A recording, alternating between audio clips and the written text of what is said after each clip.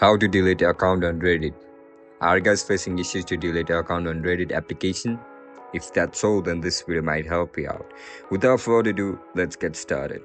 First of all, open Reddit on your mobile device.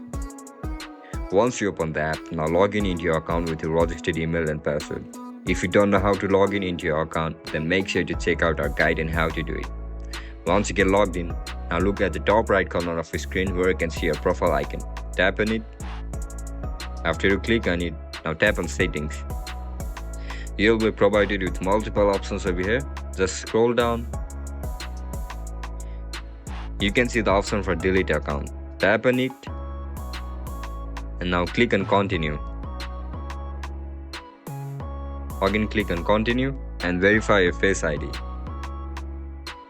Now tap on the first option, yes. And click on continue. Tap on delete. And that's it guys. That's how we're gonna delete our account on Reddit application. If you guys found this video helpful, don't forget to like, share and subscribe to our channel. I'll see you in the next one. Bye bye.